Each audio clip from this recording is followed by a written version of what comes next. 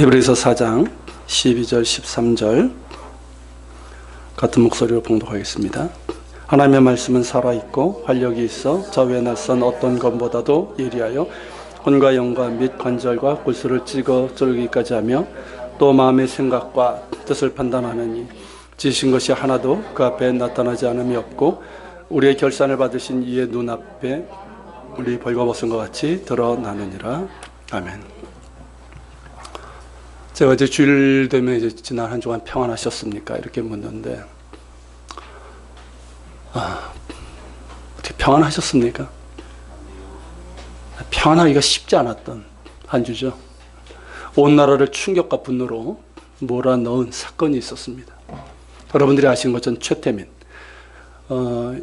이 사람은 목사가 아니죠. 자꾸 이제 그렇게 부르는데, 이 사람이 일제 때 경찰이었다가 나중에 해방 후에 땡중 노릇을 하다가 불교, 도교, 무속, 기독교 등을 혼합해서 만든 영생교회 교주였습니다. 신천지하고 비슷한 내용을 갖고 있어요. 나중에 정상적인 활동을 위해서, 그때 이제 박정희 정부 때 뭐 미신 타파한다고 막 이러지 않았습니까? 그래서 정상적인 활동을 위해서 가짜로 목사 행세를 했습니다. 신학을 한 적도 없고 목사 안수를 받은 적도 없는 사람이 목사 행세를 하면서 최태문이라고 하는 이런 사람, 그리고 그 사람의 딸이자 후계자이자 실제 무당과 같은 최순실에게 한나라의 대통령 연설문 수정은 물론 국정 전반에 이르기까지 농락을 당했습니다. 하다못해 의상조차도 하라는 대로 하는, 입으란 대로 입는 너무나도 어처구니 없는 참담한 일이 일어났어요. 연일 드러나는 실체를 보면 정말 점입가경이라는 말이 딱 맞는 것 같습니다. 끝이 없고 손을 대지 않은 곳이 없을 정도입니다. 정말 심각한 사태이고 국가적인 위기예요. 지금 우리나라 지금 많은 위기가 있지 않습니까? 북한 핵 위협이 있습니다. 또 경제적인 위기가 IMF보다 더 심각할 것이라는 그런 전망을 하고 있습니다. 그런 가운데서 이렇게 국정이 농락당하는 위기이고요. 그리고 무엇보다 영적인 위기입니다. 지금 이 사태의 본질은 영적인 문제예요. 여러분, 새벽기도 때 제가 이제 보도를 보고 나서 새벽에 이제 기도를 하는데 청와대가 우상의 소굴로 이렇게 보여주시는 거예요. 청와대 우상들이 바글바글한 거예요. 그런 모습을 보여주시는 거예요. 마치 뭐가 같냐면 아하방 아시죠? 북이스라엘 아하방 때 그 부인 이세벨이 바알과 아세라 선자들에 둘러싸여가지고 온 나라를 우상 숭배와 경제의 양극화, 부정부패로 몰아넣은 것처럼 지금이 그런 상황입니다. 그렇기 때문에 지금의 사태의 본질은 영적인 문제예요. 그렇기 때문에 우리 기독교인들이 정말 깨어서 기도해야 됩니다. 북한의 위협이 있을 때만 구국기도회를 할 것이 아니라 지금이 정말 온 교회가 나라 민족을 위해서 회개하며 기도해야 될 때라고 저는 믿습니다. 그런데 이 사태를 보면서 마음이 아픈 게 뭐냐면, 제가 이제 새벽기도 때 말씀으로 여러분들과 좀 나눈 것도 있지만, 이 나라가 이 지경에 이른 것이 한국교회의 책임이라는 것을 부인할 수 없다는, 바로 이것 때문에 마음이 아픈 거예요. 자, 최태민이라는 자가 가짜 목사 행세를 할 때 박정희 정권의 지원 속에서 막 구국기도회니 뭐 이러고 뭐 활동을 했습니다. 그때 한국교회 주요 교단, 총회장, 목사들이 함께 했습니다. 한국교회가 영생교 사이비 교주를 도운 셈이었어요. 조찬기도회라는 이름으로 독재 정권을 축복한 것이 한국교회 유명하다고 하는 목사들이 한 짓입니다. 강남의 어느 교회에서는 기독교 신자도 아닌 박정희 전 대통령 추모 예배를 드린다고 하면서 박정희 유경수의 대형 영정사진을 강단에 걸었습니다. 십자가를 가려놓고 말입니다. 그렇게 십자가까지 덮어놓고 박정희 전 대통령을 마치 이 나라의 무슨 구원자처럼, 메시아처럼 찬양을 했습니다. 대통령 선거 때 박근혜 후보가 어느 교회에서 나 같은 죄인 살리신 이 찬송을 피아노로 연주를 했습니다. 그게 그때인지 그 전인지 모르겠지만 그걸 가지고 얼마나 많은 목사들이 입에 침이 마르도록 칭찬을 하고 마치 하나님께서 세우신 그런 지도자인 것처럼 말했습니다. 올 봄에는 이쪽 저기 있는 어느 대형교회, 이름 얘기하면 여러분들 아는 분이, 그분이 조찬기도회 때 박근혜 대통령을 아주 입이 마르도록 또 칭찬을 했습니다. 그리고 이 사건이 진행되는 과정에서 한기총이라고 하는, 아시죠? 이제는 정치꾼들의 집단이 되고 말았는데 그들이 박 대통령의 개헌 의사를 찬양한다는 성명을 합니다. 그리고 사건이 터졌어요. 그리고는 아무 말이 없습니다. 어제 어느 언론에서 보도한 것을 제가 보고 너무 기가 막힌 내용을 보았는데요. 이 최순실 모녀가 2000년경부터 교회를 다녔답니다. 여의도 수목원교회, 소망교회, 광림교회를 갔었고 얼마 후에는 압구정동에 있는 어느 교회인지는 이름은 밝히지 않았으니까 어느 교회를 다닌답니다. 기사에 보도된 것은 그 교회 주보에 실린 이 최순실 정유라의 감사 헌금의 내용이 그대로 주보에, 그 교회는 그런가 봐요. 교회에다가 감사 헌금을 이렇게 하면 이름을 넣고 그 사람의 기도 제목을 이렇게 넣는답니다. 주보에다가. 참, 그런 교회더라고요. 어느 교회인지 모르겠지만.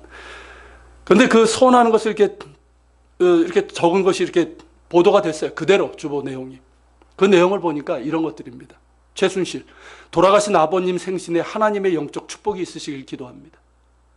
돌아가신 아버지가 어떤 사람입니까? 영생교 사이비 교주예요.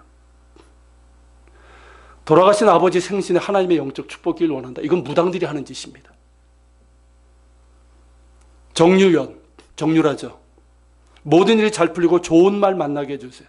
그 말 한 마리가 10억 원대입니다. 2014년 아시안게임에 당선되게 해주세요. 승마대에서 금메달 딴 거 감사드리며 건강하게 해주세요. 이번 승마대 1등이 되게 해주세요. 삼성동 건물 팔리게 도와주세요. 이런 내용들이에요. 언뜻 보면 그래요, 큰 문제 없어 보입니다. 왜냐하면 우리도 그러지 않습니까? 감사 헌금 드릴 때 감사의 내용이나 지금 기도하면서 바라는 것들 적습니다. 그리고 담임 목사가 그 내용을 보면서 기도합니다. 저 역시 여러분들이 적은 거 이렇게 보면서 새벽에 기도합니다. 언뜻 보면 큰 문제가 아닐 수 있어요. 그런데 문제는 뭐냐면 최순실 모녀가 교회를 열심히 다니면서 동시에 점집도 열심히 다녔어요. 그들이 얘기합니다. 어떤 때는 구판도 했습니다. 최순실 자신이 무당 아닙니까? 이런저런 정성을 빌었다는 거죠. 이런 자들이 왜 교회를 갔을까요? 우선은 자기 아버지처럼 정상적인 종교인처럼 보이려고 했을 겁니다. 그렇죠? 사이비 교주, 무당 이런 거 가지고는 정상적으로 활동을 못해요. 그러니까 그런 사이비 종교 영생교회 후계자가 아니라 교회를 열심히 다니는 어떤 신앙인으로 자신을 포장하려고 했겠죠. 그리고 강남에 있는 대형교회 가면 누가 많습니까? 내노라는 정치인들, 재벌들, 그 인맥을 만들어 놓을 수 있어요. 그리고 또 하나, 이들의 눈에는 교회가 어떻게 보였을까요? 자기들과 다를 바가 없다고 보지 않았을까요? 왜 감사헌금의 내용을 주보에 올립니까? 뭐 때문에? 제가 직접 그 교회가 어느 교회이고 주보를 확인하지 못했지만 아마도 헌금한 금액까지 넣었는지 모르겠어요. 헌금자 이름을 싣는 것은 기본이고 금액까지 적는 교회들이 적지 않습니다. 도대체 무엇을 위해서? 그렇게 해서 더 많은 헌금을 내라고요? 그렇게 소원하는 것을 적어서 헌금을 하면 주보에 실어주고 목사가 기도해줘서 소원 응답, 소원 성취하게 해준다는 그런 겁니까? 그렇다면 무당에게 복채를 주고 소원을 비는 것과 다를 바가 무엇입니까? 최순실 모녀의 눈에는 교회나 절이나 무당이나 자기들이나 다를 바가 없었다는 거죠. 이것이 정말 부끄럽고 화가 나고 하나님께 죄스러워 죽겠어요. 11조가 내 삶의 주인이신 하나님의 주권을 인정하고 하나님이 내 삶을 붙드시고 공급하심을 믿음으로 드리는 순종의 예물이 아니라 더 많은 물질의 복을 받기 위한 복권처럼 강조가 되고 있습니다. 설교의 내용도 어느샌가 물질의 축복, 자녀의 축복, 건강의 축복, 세상의 축복으로 가득하고 세상적인 성공과 부와 권력을 갖기를 원하면서 그것을 위해서 하나님을 수단화시켜버리고 있어요. 수만 명이 모이는 교회를 자랑하고 과도한 빚을 지면서까지 경쟁적으로 건축을 해왔습니다. 그러다가 여러분들이 아는 것처럼 판교회, 충성교회 아시죠? 부도가 나고 경매 나와서 결국 공시가 500억인데 몇 번 유찰이 돼서 거의 절반 가격에 장길자, 하나님의 교회라고 하는 그 이단에게 팔려나갔어요. 가끔 그 앞에 지나갈 때마다 얼마나 속이 뒤집어지는지 모르겠어요. 여러분도 아마 편치 않을 거예요. 그거 볼 때마다. 하나님께 죄스러움을 금할 수가 없어요. 이런 교회들이 꽤 많은 걸로 압니다. 왜 이렇게 큰 교회를 원하고 경쟁적으로 크게 건축을 하려는 걸까요? 교인 수가 많아지는 것이 잘못은 아닙니다. 교회 건축할 수 있어요. 그런 것들은 문제 삼는 게 아니에요. 수적인 부흥을 문제 삼는 게 아닙니다. 지금 한 교회의 문제는 뭐냐면 부흥의 문제가 아니라 그저 자신들의 덩치를 키우고 부와 힘을 키우고 그러면서 자기의 힘을 과시하는 데 있다는 거예요. 여러분, 대형교회 목사가 되면 대우가 달라집니다. 크게 건축을 하면 대우가 달라집니다. 부와 힘과 명예를 갖게 됩니다. 그러니까 선망이 되는 거예요. 그래서 많은 목사들이 그것을 부러워하고 교회들이 그리 따라합니다. 그런데 지금 어떻습니까, 여러분? 수만 명 모이는 교회들이 여럿 되고 세계 10대 교회 중에 절반 이상이 우리나라에 있습니다. 크고 화려하고 멋들어진 교회당이 곳곳마다 있습니다. 그런데 어떻습니까? 과연 이것을 부흥이라고 할 수 있습니까? 이것을 통해서 하나님이 영광 받으신다고 생각할 수 있습니까? 여러분, 실제로 한국교회 80%는 300명 이하의 교회들입니다. 100명 이하의 교회가 60%가 넘습니다. 미자립교회, 농어촌 교회 가운데는 정말 어려운 것들이 많습니다. 어떤 목사들은 연봉 1억 이상, 몇 억이 된다고 하지만 상당수의 목회자들은 최소한의 생활비로 살아가고 있고 그마저도 안 돼서 허들의 일을 하면서 생활비를 벌고 있어요. 이른바 경제 양극화가 교회에서도 나타나고 있는 거예요. 교회를 크게 해놓으니 남주기가 아까워서 아들이나 사회에게 세습을 하고 있습니다. 그나마 우리 교단은 목회 세습을 제도적으로 막아놓았지만 그렇지 않은 교단들은 여전히 목회 세습을 합니다. 왜 세습을 합니까? 가진 것이 많아서 그래요. 그리고 자기 것이라 생각하기 때문입니다. 교회가 어찌 목사 개인의 것입니까? 무슨 회사입니까? 목회 세습은 정말 하나님 앞에 큰 죄악입니다. 교회를 병들게 하는 죄입니다. 그런 가운데 일일이 입에 담기도 부끄러운 일들이 목사들에게서, 목회자들에게서 일어납니다. 교회 중직자들에게서 일어나고 있습니다. 교인들이 세상에서 정말 믿는 자로 살아가고 있지 못하고 있습니다. 교회가 세상에 대해서 잘못되었다라고 이야기를 해야 되는데 거꾸로 세상이 교회에 대해서 잘못되었다라고 말하고 있습니다. 국회의원의 거의 절반이 기독교인들이고 정부 요직의 상당수가 교회를 다니는 사람들입니다. 100대 기업의 오너의 절반 이상이 교회를 다닌다고 합니다. 그런데 왜 정치가 달라지지 않습니까? 오히려 부정부패가 심해지고 경제 정의는 고사하고 오히려 승자 독식의 사회, 이런 사회가 되어가고 있습니까? 도무지 달라지지 않습니다. 도대체 무엇이 잘못된 겁니까? 여러분, 오늘이 종교개혁이 일어난 지 499주년 기념주일입니다. 마틴 루터, 존 칼빈, 쯔빙글리, 존 웨슬리 등 종교개혁자들은 그들로 인해서 그 사회가 개혁되고 엄청난 변화가 일어났어요. 단순히 교회가 개혁된 게 아니에요. 교회를 통해서 그 사회, 그 나라가 변화가 됐습니다. 한 예로 17세기 어느 영국 북부의 어느 마을에 어떤 사람이 지나가게 되었습니다. 술을 마시고 싶은 마음에 이렇게 찾는데 술집이 없는 거예요. 그래서 이상하다 싶어가지고 마을 사람에게 물었답니다. 그랬더니 마을 사람이 그런답니다. 존 웨슬레가 100년쯤에 이 마을을 지나갔습니다. 이 한마디를 하더랍니다. 그 전까지는 그 마을이 어땠냐면 술 취함과 음란과 폭력으로 가득했던 마을이었는데 존 웨슬레가 이 마을에 들어가서 복음을 전하고 종교교육의 정신을 심은 결과 100년이 지난 그때까지도 그 마을에는 술집이 없었다. 여러분, 단순히 술집 이야기를 하는 게 아니에요. 그로 인해서 그 사회가 바뀌었다는 거예요. 웨슬레는 물론 루터, 칼빈, 쯔빙글리 등 개혁자들 통해서 사회가 바뀌고 국가가 새롭게 되었다는 겁니다. 여러분, 그들이 위대해서일까요? 아니에요. 그들은 본질을 잡았기 때문입니다. 여러분, 종교교육의 기치가 뭡니까? Back to the basic. 오늘 설교 제목과 같은 거예요. 기본으로 돌아가자는 거예요. 기본으로. 본질로 돌아가자는 거예요. 그들은 사회 타락의 원인을 교회 타락으로 보았습니다. 실제로 한 나라의 흥망성쇠는 영적인 상황과 밀접하게 관련되어 있습니다. 교회가 거룩의 능력을 상실하고 말씀의 본질에서 벗어나서 탐욕과 거짓과 불순종의 길을 갈 때 교회는 물론 그 사회가 타락하고 부패하고 맙니다. 그러기에 그들은 다시 기본으로, 본질로 돌아가는 것을 개혁의 핵심으로 삼았고 그들의 개혁은 타락한 교회의 개혁뿐만 아니라 그 사회를 변혁하는 강력한 운동이 되었습니다. 그렇다면 여러분, 지금 우리나라의 문제와 위기의 책임은 한국교회에 있다는 것을 알 수가 있습니다. 여러분, 바로 내 책임입니다. 공감하십니까? 내 책임이에요.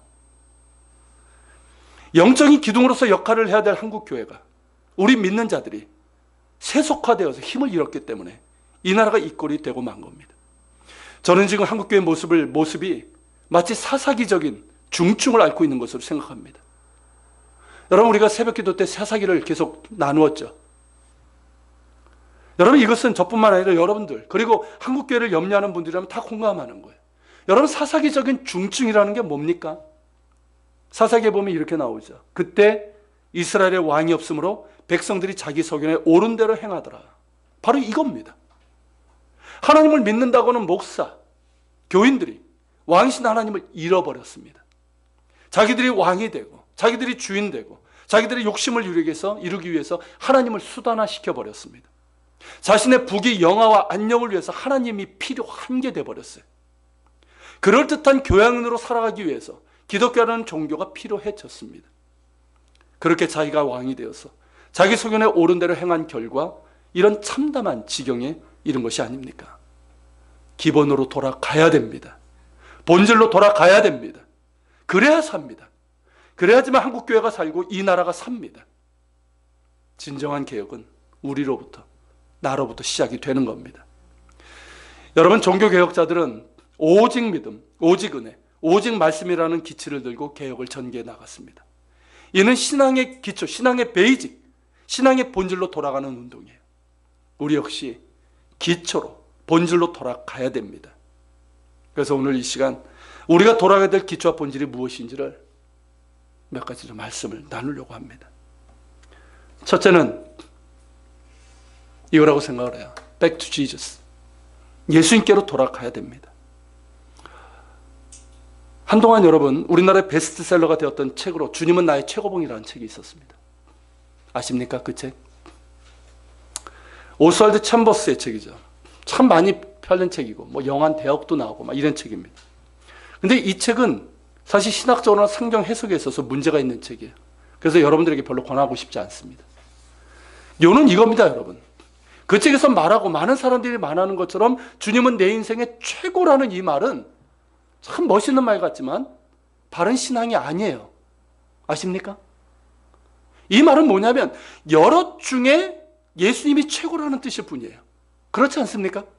이것도 좋고 저것도 나는 놓을 수 없는데 그것들 중에 예수님이 그래도 최고라 이 뜻이. 물론 요즘 같아서는 이 정도만 해도 훌륭한 신앙이라고 할 수 있지만 정말 바른 신앙은요, 바로 이겁니다. 예수님이 나의 전부입니다. 이 신앙이에요. 그렇지 않습니까, 여러분? 예수님이 나의 전부라는 이 믿음, 이 고백이야말로 진정한 믿음이고 주님께서 인정하실 믿음이 아니겠습니까? 초대교회 성도들은 이 믿음을 가지고 살았어요. 이 믿음을 가지고 죽었어요. 로마 정부가 박해를 할 때 기독교인들을 회유하면서 요구한 것이 이겁니다. 로마 황제가 나의 도미누스, 나의 주님이라고 고백하라는 거예요. 그러면 살려주겠다는 겁니다. 그러나 그들은 그것을 거절하면서 오직 예수님만이 나의 도미누스, 나의 주님이라고 당당하게 고백하고 기꺼이 박해를 당하고 순교까지 당했습니다. 종교개혁자들도 마찬가지였어요. 그들에게 주님은 여럿 중에 하나가 아니에요. 자기가 가지고 있는 여럿 중에 최고였던 것이 아니에요. 오직 예수였습니다. 예수님이 나의 전부였어요. 예수님이 나의 생명이고 나의 사랑이고 나의 전부였습니다. 주님이 여럿 중에 하나이거나 그 여럿 중에 최고인 사람은 무언가를 선택할 때 주님을 놓을 수 있습니다. 이해가 되십니까? 주님을 믿는데요, 주님이 내가 가진 여럿 중에 하나면 정말 어려운 고난이나 무언가를 선택할 때 그냥 주님을 뒤로 제껴둘 수가 있는 거예요. 그러나 오직 예수님이 나의 전부인 사람은 그 어떤 경우에도 주님을 놓지 않습니다. 주님 안에서 살고 주님을 붙들고 고난도 극복합니다. 결코 불의와 타협하지 않습니다. 그것이 순교신앙이에요. 꼭 죽어야지 순교신앙이 아니란 말이에요. 오직 예수가 나의 전부인 사람이 살아가는 믿음이 순교의 신앙입니다. 여러분, 순교의 신앙은 주님이 전부인 신앙이에요. 주님이 전부인 믿음의 사람들을 세상이 감당할 수 없는 거예요. 이 믿음을 우리가 잃어버렸습니다. 한국교회가 잃어버렸어요. 예수님이 주시는 선물만 찾다가 그 축복만 구하다가 정작 예수님을 잃어버리는 일이 없어야 됩니다. 말뿐인 오직 예수가 아니라 정말 나의 내면과 삶의 전부가 예수님이 되는 그런 믿음이 회복되어야 됩니다. Back to Jesus. 예수님께로 돌아가야 됩니다. 두 번째로 Back to Word. 말씀으로 돌아가야 됩니다. 여러분, 중세교회의 타락은 뭡니까? 하나님의 말씀을 잃어버렸기 때문이에요. 성직자들의 권위를 높이기 위해서 성경은 오직 라틴어로만 기록을 했습니다. 번역을 못하게 했습니다. 일반 언어로. 그리고 일반 평신도들은 성경을 가질 수가 없었습니다. 오직 성직자들이 말씀을 독식하고 그러면서 성직자들이 설교해 주는 만큼만 성경을 알 수 있었습니다. 그런데 성직자들이 부와 권력을 탐하면서 성경을 연구하지 않았습니다. 심지어 돈을 주고 성직을 산 사람들도 많았습니다. 자, 이런 사람들이 신학교육을 제대로 받았겠습니까? 히브리어, 헬라어, 원어 공부를 했겠습니까? 라틴어 공부를 했겠습니까? 아니요. 전혀 공부하지 못했습니다. 요즘 마치 막 그냥 이상한 데서 막 뚝딱하고 신학했다고 하면서 목사 되는 사람하고 다를 바가 없습니다. 그러니까 어떻습니까? 자기 멋대로 성경을 변질시키고 왜곡시킵니다. 마치 신천지가 지 멋대로 성경을 해석하는 것처럼 그렇게 합니다. 그리고 맹목적인 축복, 성공, 처세술 이런 이야기, 세상 이야기, 인간 이야기로만 가득했습니다. 교황의 권위를 높이다 보니 교황이 성경 위에 있습니다. 교황 무엇소리 나왔어요? 교황은 아무런 죄가 없답니다. 교황이 이야기하는 것이 곧 진리가 되어서 법이 되었습니다. 성경 위에 교황이 있습니다. 엄청난 규모의 성당을 짓기 위해서 지금 로마 교황청이 있는 그 바티칸에 가면은 베드로 대성당이 있죠. 그 어마어마한 성당을 짓기 위해서 재정이 필요하니까 면죄부를 발행을 했습니다. 면죄부가 뭡니까, 여러분? 그거 돈 주고 사면 죄사함 받고 구원받는다는 뜻이에요. 특별히 지옥 간 사람들, 자기가 속에 지옥에 간 사람이 있죠. 혹은 막 죄 짓고 지옥에 갈 것 같은 사람들, 그거 사면 연옥으로 옮겨집니다. 연옥설이 그렇게 해서 나오는 거예요. 중간이죠. 그리고 더 많이 사면 어떻습니까? 연옥 가지고 안 되잖아요. 더 많이 사면 천국으로 옮겨진다는 거예요. 이런 거짓되고 사악한 말들을 진리인 것처럼 말했습니다. 백성들이 성경을 읽지 못하고 읽지도 못하게 하면서 성경 이야기를 전하기 위해서 성화를 그렸습니다. 처음에는 그렇게 시작이 된 거예요. 근데 나중에는 어떻게 됩니까? 성화가, 그리고 성상을 만들기 시작해서 마리아 상을 만들고 사도들 상을 만들고 성인들 상을 만들었습니다. 숭배 대상이 되고 말았습니다. 엄청난 규모의 교회를 짓고 나서 수많은 인물상을 만들어 놓고는 신도들이 그것에게 소원을 빕니다. 게다가 교회 건물, 여러분 프랑스나 유럽에 있는 교회들 한번, 예전에 있는 교회들 한번 보십시오. 지붕 그런 데, 이렇게 기둥 이런 데 보면 밖에 뭐가 있는지 아십니까? 유럽 신화에 나오는 괴물들, 심지어 사탄까지도 건물 지붕 같은 데 만들어 놓았습니다. 일부는 성경의 이야기를 전하기 위해서 만들어 놓은 것도 있지만 기가 막히게도 마귀를 막기 위해서 마귀를 만들어 놓은 거예요. 기가 차지 않습니까? 마치 절에 가면 뭐가 있습니까, 여러분? 절 입구에 막 이렇게 막 창 들고 있는 뭐 그런 것들이 있잖아요. 악기를 쫓아낸다고. 그거하고 똑같은 거예요. 이처럼 말씀이 변질되고 왜곡되고 사라지다 보니까 이런 말도 안 되는 타락과 부패가 일어나게 된 겁니다. 그게 종교개혁이 일어났던 그 시대 배경이에요. 그렇기 때문에 종교개혁자들은 오직 말씀으로라는 기치를 높이 들고 말씀을 회복시켰습니다. 자국어로 성경을 번역을 했습니다. 그래서 일반 백성들 성경을 읽게 했어요. 그리고 종교적인 헛된 의식, 뭐 미사가 그렇게 행해지지만 다 헛된 의식들, 그 헛된 의식 대신 말씀을 중심으로 한 예배 형식을 만들어 놨어요. 정말 열심히 성경을 연구하고 또한 열정적으로 성경을 가르쳤고 설교를 했습니다. 그 결과 놀라운 개혁을 이룰 수 있었던 거예요. 여러분, 루터의 경우 그의 종교개혁은 폭력을 통해서가 아니었어요. 말씀을 통해서였습니다. 오직 말씀을 통해서만 개혁이 가능하다고 생각하고 설교를 통한 개혁에 힘썼습니다. 쯔빙글리라는 사람이 있습니다. 종교개혁자입니다. 이 사람은 설교 시 어땠는지 아십니까? 라틴어 성경 펴놓고 히브리어 성경, 구약이죠. 헬라어 신약 성경, 그리고 모고레 성경, 4가지 성경을 강단에 딱 펴놓고 본문을 4개를 비교하면서 설교를 했어요. 그러다 보니까 한 번 설교를 하면 1시간은 기본이고 몇 시간 설교를 했습니다.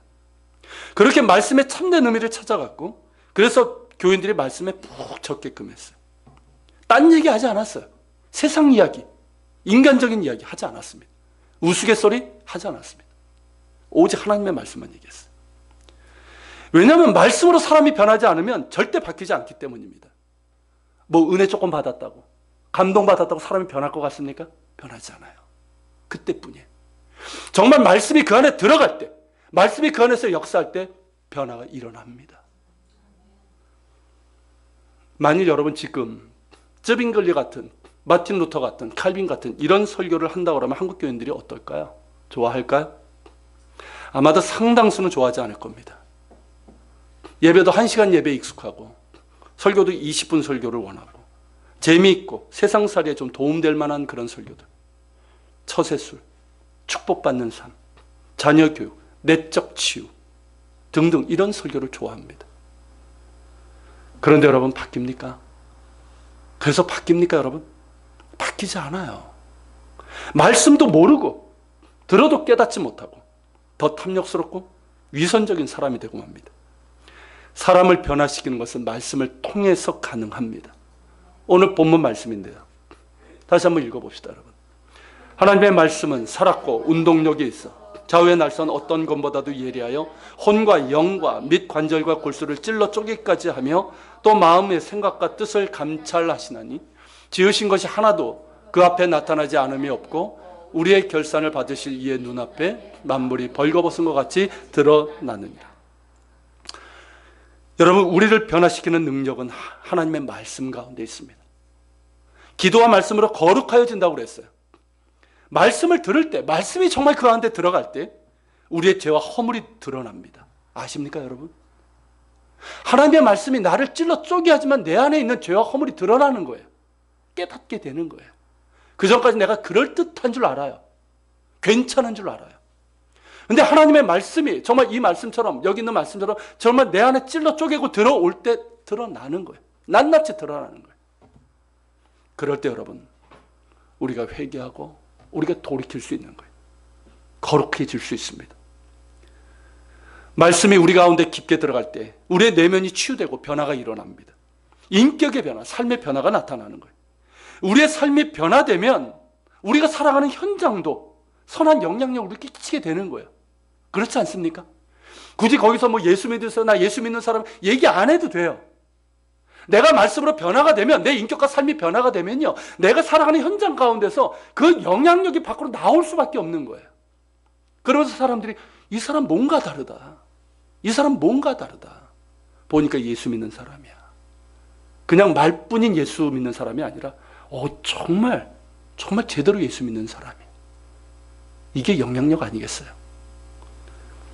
여러분, 이것이 참된 개혁이 아니겠습니까? 말씀으로 돌아가야 됩니다. 복음으로 돌아가야 돼요. 말만 이야기하는 그런 복음이 아니라 정말 피 묻은 예수 그리스도의 십자가 복음으로 돌아가야 됩니다. 하나님 나라의 복음으로 돌아가야 돼요. 여러분, 복음이 필요한 사람들은 불신자 초신자들만이 아닙니다. 기성신자들에게 오히려 더 복음이 필요해요. 아십니까? 바로 여러분들이에요. 저와 여러분들처럼 교회 다니는 지 오래된 사람들, 목사, 선교사, 사역자, 장로, 권사, 안수집사, 서리집사들, 더욱 복음이 필요합니다. 교회를 10년 이상 다니는 분들, 모태신앙이라고 하는 사람들, 더욱더 복음이 필요합니다. 공감하십니까? 한번 자신을 돌아보십시오. 내 안에 복음이 있습니까? 내 안에 예수가 있습니까? 내 안에 예수 그리스도의 피 묻은 십자가 복음이 있습니까? 하나님 나라의 복음이 내 안에 채워져 있습니까? 살아계신 하나님의 말씀이 능력 가운데 내 안에서 역사하고 있습니까? 내 안에 복음이 있어야 돼요. 내 안에 하나님의 말씀이 실제적인 능력이 되어야 됩니다. 그럴 때 변화가 일어나고 풍성한 열매를 맺는 거예요. 여러분, 사도 바울은 복음을 부끄러워하지 아니한다고 그랬어요. 왜냐하면 헬라인이나 유대인에게나 복음은 그들을 구원하시는 하나님의 능력이 된다는 확신으로 가득했습니다. 여러분, 그렇습니다. 여러분, 복음은 우리를 살리는 능력입니다. 나를 살리고 가정을 살리고 우리 자녀들을 살리고 교회를 살리고 이 나라를 살리고 열방을 살리는 것은 복음이에요. 하나님의 말씀입니다. 이 복음에 대한 확신이 있습니까? 하나님께서 우리에게 주신 이 복음에 대한 확신을 가지고 또한 열정을 가지고 살아갑시다. 복음에 대한 확신, 복음에 대한 열정은 이 복음대로 살아가고자 하는 열정이고 순종이에요. 그냥 입으로 떠들어야 되는 게 아니란 말이죠. 또한 복음에 대한 열정은 한 영혼에 대한 눈물이에요. 그렇지 않습니까? 내가 복음의 능력을 알기 때문에, 그 복음의 능력으로 내가 구원받았기 때문에 복음을 전하는 거예요. 교인수 눌리기 위해서 하는 게 아니란 말이에요. 한 영혼에 대한 눈물이 있어요. 영혼을 위해서 눈물로 기도하는 겁니다. 여러분, 복음에 대한 열정은 교회를 향한 사모함이고 간절함이고 섬김입니다. 여러분, 종교개혁자들은 복음을 사랑했고 교회를 사랑했던 사람들이었어요. 여러분, 복음으로 가득하고 말씀이 살아있는 교회를 꿈꾸며 사모하는 겁니다. 말씀에 대한 순종으로 가득한 교회를 만들어가는 거예요. 또한 복음에 대한 열정은 나라와 민족과 열방을 향한 중보입니다. 여러분, 우리나라 70년대, 80년대, 90년대 특별히 청년 사역, 학원 선교를 했던 사람들이 외쳤던 게 뭔지 아십니까? 성서한국입니다. 들어보셨습니까? 성서한국. 성서한국을 꿈꾸면서 그렇게 얘기를 했어요. 그런데 지금 보십시오. 성서한국이 아니라 무당한국, 사교한국, 부패한국이 되고 말았어요. 다시금 우리가 성서한국을 꿈꿨으면 좋겠습니다. 말로만 떠들어대는 것이 아니라 진짜 그러기 위해서는 복음으로 돌아가야 됩니다. 말씀으로 돌아가야 돼요. 세상적인 복음, 세속적인 복음, 번영의 복음, 기복의 복음 모두 가짜입니다. 그 거짓 복음을 버리고 예수 그리스도의 피 묻은 십자가 복음으로 돌아가야 됩니다. 여러분, 고난 없이 영광은 없습니다. 십자가 없이 부활의 영광은 없습니다. 내가 그리스도와 함께 십자가에 못 박히지 않고는 부활의 영광에 참여할 수 없습니다.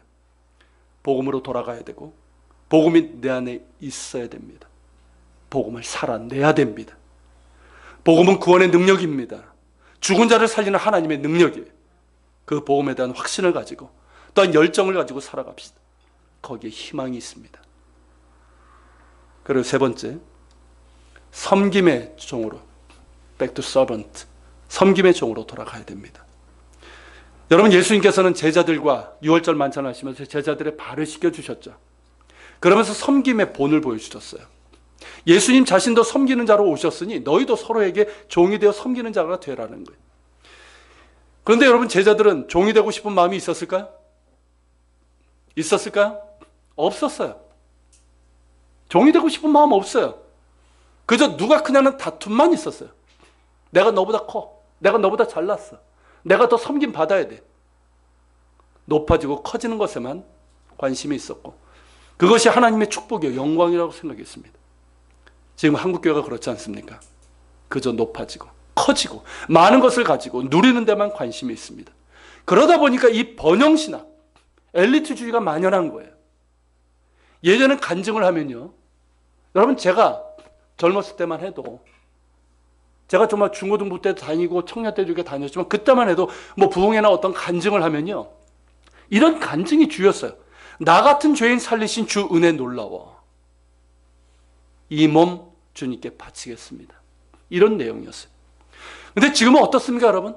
나 같은 사람 주님이 복 주셔서 명문대학 가게 하시고 좋은 직장 취직하게 하셨고 성공하게 하셨고 출세하게 하셨다는 거예요. 거기에 열광합니다. 부러워합니다. 그것 자체가 잘못되었다는 게 아니에요. 부와 기는 하나님께 속한 것이니까 하나님께서 그리 복 주실 수 있습니다. 문제는 관심이고 우선순위고 방향성이에요.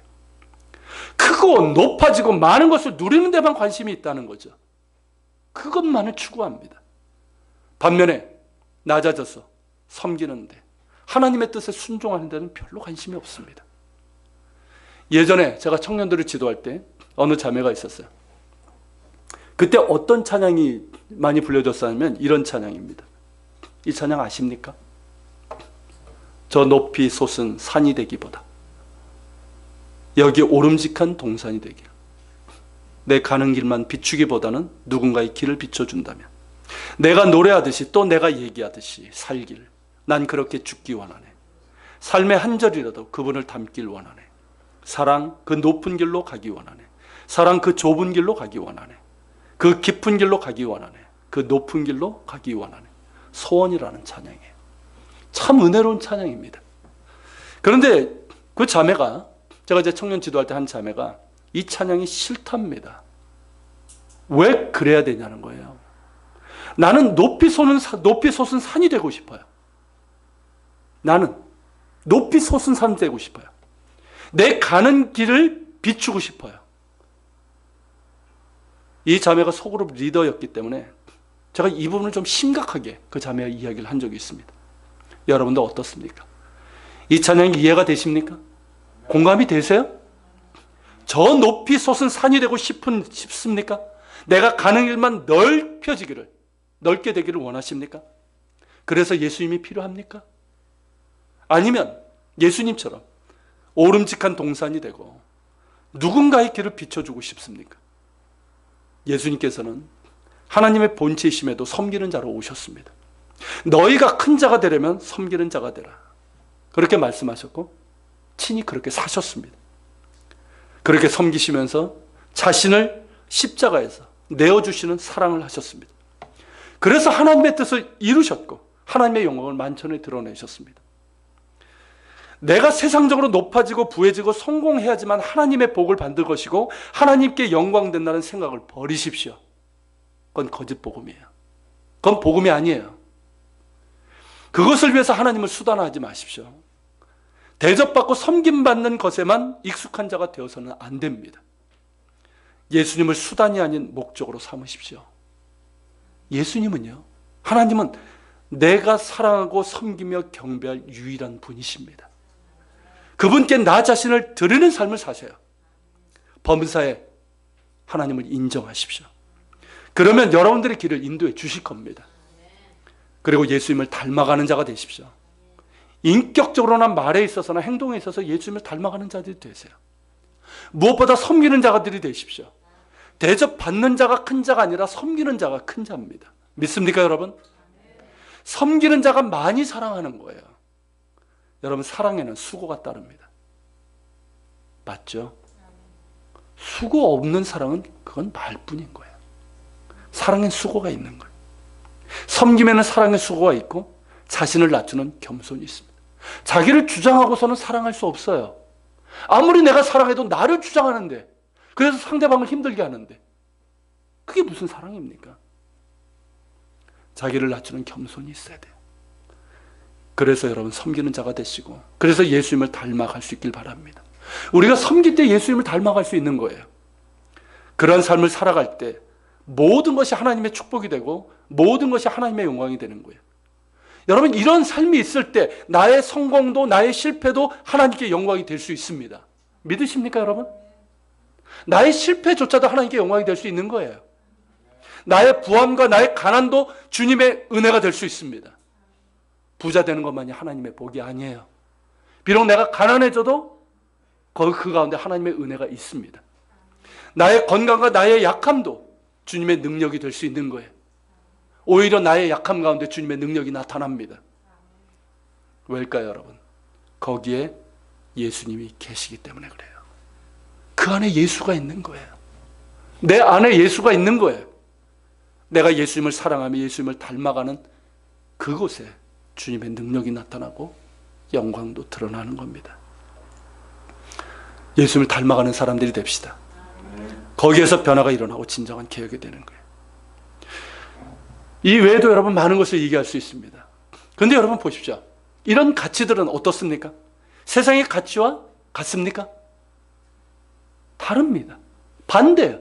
세상의 가치와 정반대입니다. 원래 그렇습니다, 여러분. 아십니까? 원래 그래요. 성경의 가치, 복음의 가치, 하나님 나라의 가치는 세상의 가치와 다릅니다. 같을 수가 없습니다. 그리고 결코 애매하지 않습니다. 선명합니다, 여러분. 어느 것을 따라갈 겁니까? 한국교회는 처음에는 하나님 나라의 가치를 잡았어요. 복음의 가치를 잡았어요. 오직 하나님의 말씀만이, 복음만이 이 나라를 살릴 수 있다는 가치를 붙잡았어요. 여러분, 구한 말에 이 나라 망할 때 여러분 빛을 심어준 것이 바로 교회입니다. 아십니까? 일제 때 3.1운동, 이 독립운동을 전개했던 사람들의 절반 이상이 크리스찬이었던 것 아십니까? 해방 후에 6.25 전쟁이 나고 완전 피폐된 이 땅을 다시금 재건하는 일을 했던 것도 교회였습니다. 아십니까, 여러분? 고아원을 세우고 양로원을 세우고 학교를 세우고 교회가 했어요. 그때는 이 복음의 가치를 붙잡았어요. 하나님 나라의 가치를 붙잡고 나아갔어요. 그런데 어느샌가 교회가 이 가치를 저버리고 세상의 가치를 붙잡기 시작했어요. 이제는 그것을 잡으려고 안달이 났습니다. 그 결과 일이 된 거예요. 여러분, 교회는 세상의 가치를 따를 때 필연적으로 타락하고 맙니다. 목회자가 타락하고 성도들이 타락하고 무기력해집니다. 세상의 조롱거리가 되고 맙니다. 하나님의 영광을 가리고 맙니다. 여러분, 하나님 나라의 가치를 잡아야 됩니다. 성경의 가치, 복음의 가치를 붙들어야 돼요. 그것이 우리에게 주어진 유일한 길입니다. 그럴 때 다시 한국교회가 살아날 것입니다. 거룩의 능력도 회복되고 도덕적인 정화 기능도 하게 될 것이고, 이 사회 타락과 부패를 막아내는, 그리고 고쳐나가는 빛과 소금의 역할도 하게 될 것입니다. 저는 여전히 이 나라의 희망이 교회에 있음을 믿습니다. 덩치만 큰 교회가 아니라 기본으로 돌아간 교회, 본질로 돌아간 교회가 될 때 이 나라의 희망은 여전히 교회에 있다고 믿습니다. Back to basic. 다시 기본으로 돌아갑시다. 본질로 돌아갑시다. 성령께서 우리에게 그 마음을 부어주시기를 소망합니다. 같이 기도합시다. 오늘 말씀을 기억하면서 같이 기도합시다. 주님, 오늘 종교개혁 499주년입니다. 그런데 하나님, 이 땅에 이 참담한 현실을 보면서 우리가 참으로 충격과 분노가 있지만 오히려 우리는 아픕니다.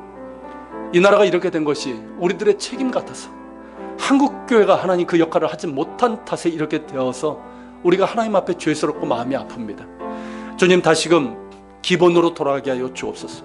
본질로 돌아가게 하여 주옵소서. 우리가 예수님께 돌아가길 원합니다.